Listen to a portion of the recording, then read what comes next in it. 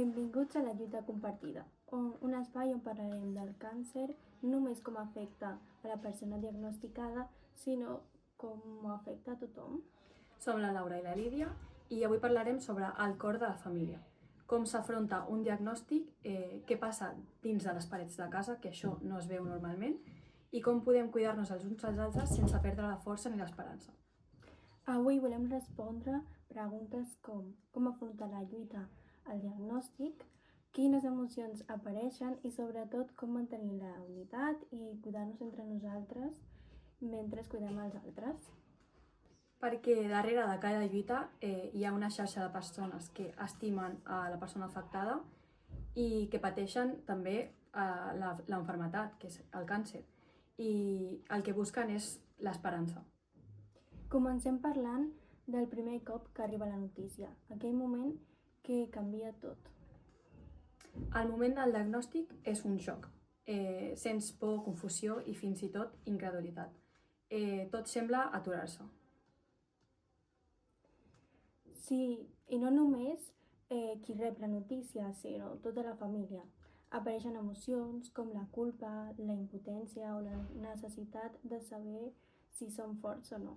I cada persona reacciona a la seva manera, no hi ha una manera correcta. Però hi ha qui vol parlar-ne obertament i n'hi ha qui s'ho vol guardar per si mateix. Tot això genera distància a la família, però és natural. I més important és donar-se permís per sentir-ho. No cal amagar ni la por ni la tristesa. I també hem d'acceptar que el dia a dia canviarà, això és una que no podem evitar. I les rutines, les prioritats, el temps lliure, tot això s'ha d'adaptar a la nova realitat que s'ha de viure. Però dins d'aquest caos sovint neix una força inesperada, la necessitat d'estar junts. Un dels reptes més grans és comunicar-se. Com ho expliquem als fills, per exemple? Amb els més petits és clau per a parlar amb paraules senzilles, però sense mentir, però sense espantar. Els adolescents, en canvi, necessiten sinceritat i espai per parlar-ho tot. I els avis molts cops intenten protegir els fills o els nets i també pateixen molt. Cal deixar-los formar part del procés. Exacte. A vegades el silenci o la sobreprotecció, el no li diré res per no preocupar-li, fa més mal que bé. El valor de la sinceritat i el diàleg és immens. Quan tothom sap el que està passant, es redueix una mica la por. Dins la família hi ha molts clars. El cuidador principal, que sovint és qui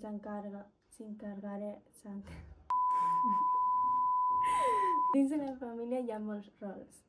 Primerament, el que cuides i és qui té més càrrega, més emocional i física. Per això és molt important repartir-se les tasques. No cal que una persona sola ho faci tot. Demanar ajuda. Per això és molt important repartir-se les tasques. Demanar ajuda no és una debilitat. No cal que una persona sola ho faci tot. Això es podria dir intel·ligència emocional. També és essencial trobar espais de descans. Sovint anar a caminar, parlar amb amics o fins i tot demanar suport a professionals.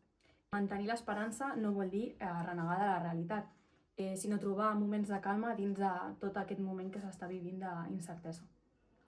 A vegades el que més ajuda són els detalls senzills, com preparar un cafè, compartir somriures, mirar una pel·lícula junts.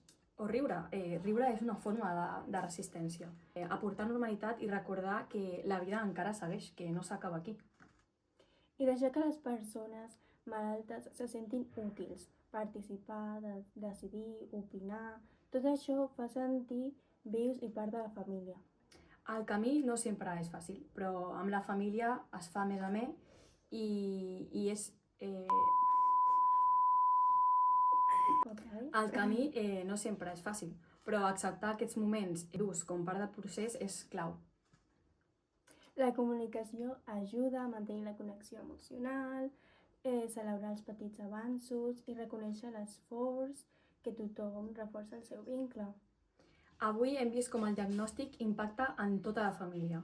Comunicar-se pot ser una eina de curació i com els petits gestos sostenen la força de tota la família i el grup que ens envolta. Personalment, quan vaig començar a escoltar històries de famílies, de persones amb càncer, pensava que seria fàcil donar suport, però he après que requereix molta empatia i paciència. I vosaltres, com creieu que es pot ajudar a suportar a una persona amb càncer dins de la família? Si voleu col·laborar amb el projecte de la lluita compartida, podeu fer una donació al compte que trobeu a la descripció. Gràcies per acompanyar-nos en aquest viatge pel món del càncer i la seva família. Recordeu, si voleu col·laborar amb el podcast o aportar el vostre suport, podeu fer-ho a través del número de compte de l'Associació Esportiva Escolar de l'ISR Llarga de Blanes. Us deixem el número de compte aquí en pantalla i, bueno... I fins la pròxima i la lluita compartida. Moltes gràcies.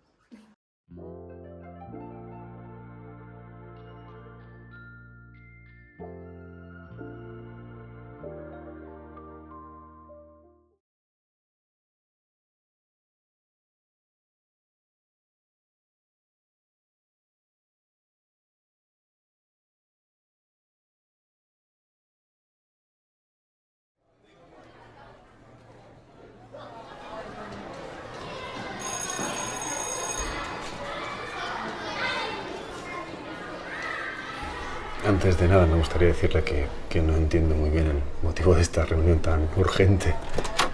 Buenos días, Manuel. Buenos días. Solo usted. Hugo puede quedarse jugando aquí mientras nosotros hablamos un momentito, ¿verdad, Hugo? Hasta donde yo tengo entendido, el comportamiento de Hugo es ejemplar. Por supuesto. No ese es el tema de la reunión. Bueno, soy Mayra, la psicóloga de esta institución. Esta semana he estado hablando con su hijo y he creído conveniente reunirme con usted. Entiendo. Si me permite la intromisión. ¿A qué te dedicas, Manuel?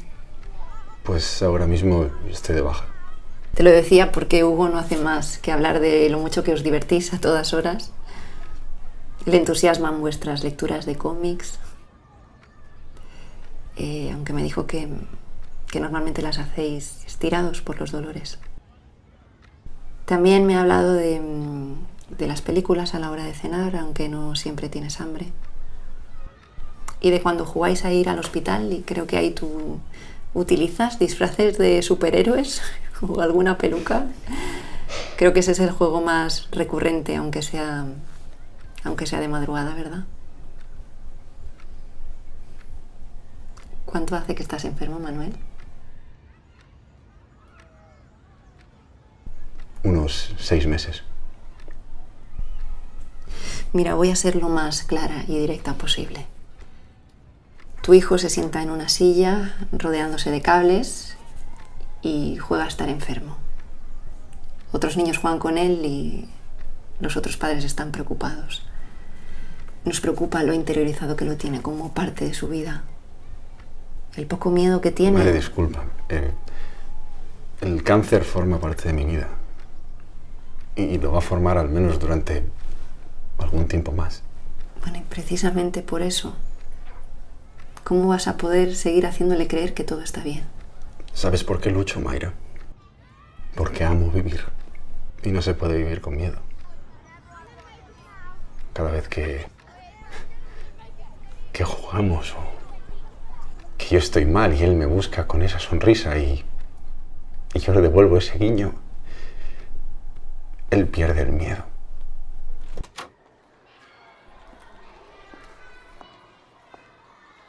¿A qué jugamos? Llámalo cáncer. Vivimos con miedo constantemente, Mayra.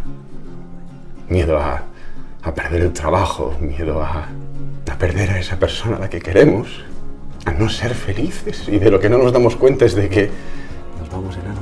En parte la felicidad que estamos buscando es no tener miedo. Y yo he dejado de tener miedo. Tenemos que despertar, Mayra.